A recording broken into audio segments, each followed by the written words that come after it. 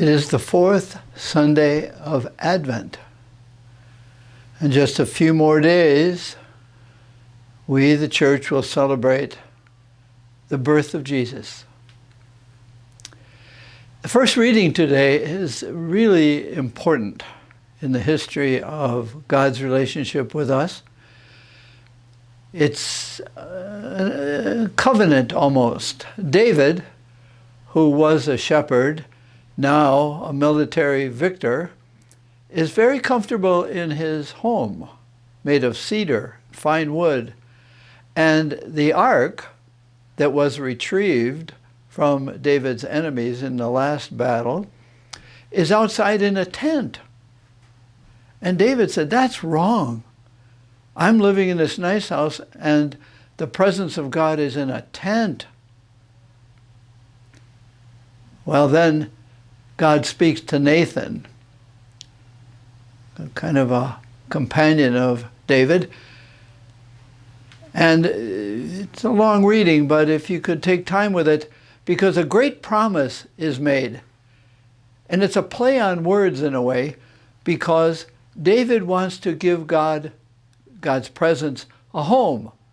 And the play on words here is, God is saying, I will give you a house. Not a building house, but a family house. A long lineage from David, King David, and you can read this in the genealogy in the beginning of Matthew's Gospel, that it goes from David as king to the birth of Jesus, whose father was Joseph. So it's a house, as you would say, a royal house, a family lineage. So that's a huge promise. And that Jesus, in Matthew's Gospel, lays it out very clearly. Jesus is born in the house of David, the town of David, according to the lineage of David. So that's a big promise. And then we have the gospel, the wonderful, wonderful gospel that we hear often, that Mary is now to become the tent where the promise will be fulfilled. The birth of the human man, Jesus. Now, we have two little sayings that are very important here. One is that all interruptions are invitations. So we'll come back to that. But remember that. All interruptions are invitations. Mary is quite interrupted and quite an invitation. The second is that it takes humility to be surprised. It takes humility to be surprised. Why? Because the proud are the controllers. No surprises, thank you. No interruptions, thank you. I am in control. Everything will be laid out. It's going to be clear what are the prospects, what are going to be the results. Control is not a part of a loving relationship. If the relationship is centered around control, that's a business. God enters our family and invites us through this interruption of Jesus to be in the family, the house. So the interruption, and we all have interruptions, and this pandemic is an interruption, but phone calls can be interruptions, or something breaking is an interruption. How do I see it? An interruption takes me out of control in a situation. It's an invitation to my truth, that I am interruptible. I am perhaps needy. So Mary is living a very predictable life as a young woman in the Jewish family tradition, not planning anything except to be married someday and have a family and take care of. the continuation of the Abraham line, the people of Israel. So she's living her life. Not too many interruptions, not too many surprises. But we celebrate her on this fourth Sunday for allowing interruption and surprise.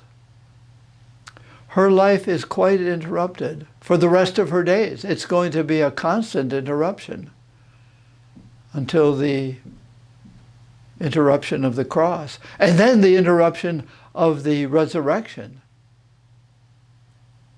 But we get ahead of ourselves.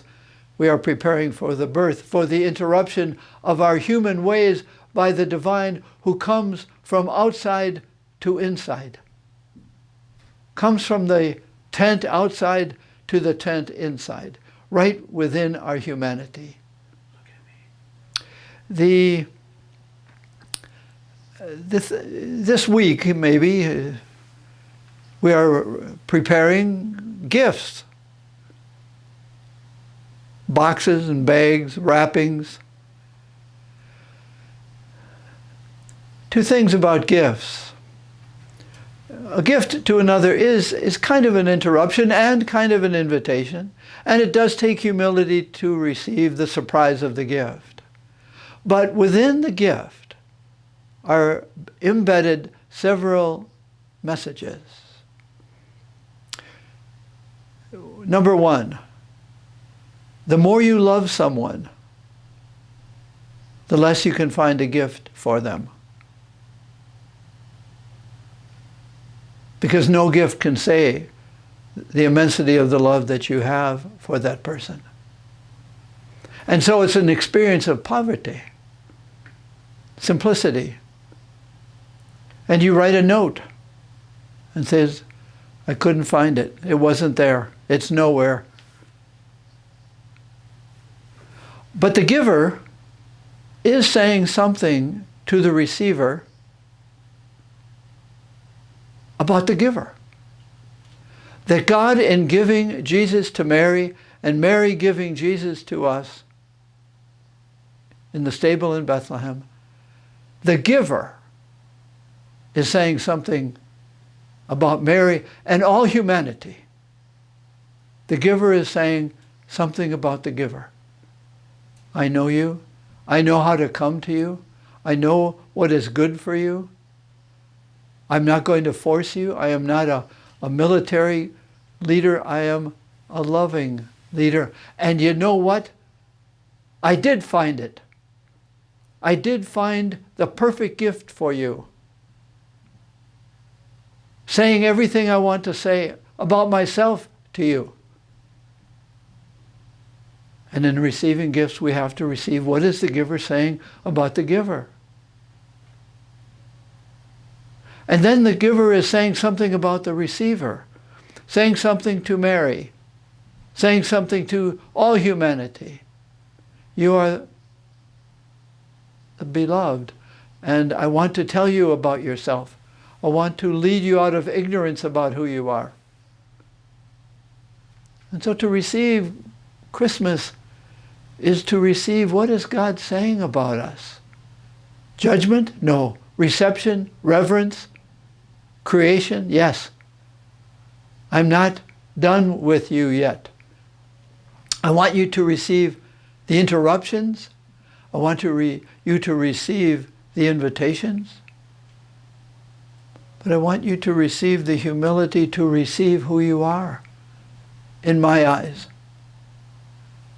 And so I come to you trying to interrupt your sense of control. I come to interrupt maybe what you think of you. And I want to tell you what your Creator, what I think of you, how I hold you, how I reverence you. That's what we are preparing to receive. Jesus has made his home in us. Make your home in me as I have made my home in you, it says in John 15. We are preparing to Let him take more and more, not possession of our wills, but of our affection, of our trust, of our faith. So these days of preparing gifts, and maybe preparing to receive gifts, what is being said? And what is being said by God as we prepare to celebrate the birth of Jesus, which is the tremendous statement of who God is and who we are in God's eyes. We have received the Eucharist. We are longing for the Eucharistic presence in word and in sacrament. Some of us cannot receive the sacrament of the body and blood of Jesus, but we can receive a spiritual communion, trusting. Mary did not know she was pregnant at the moment the angel left. She had to trust. She was in a spiritual pregnancy, a spiritual relationship. That's what we are when we receive the Eucharistic presence spiritually. It's real. And God is still saying, let me tell you who I am, and let me tell you who you are, and will you please receive it for Christmas?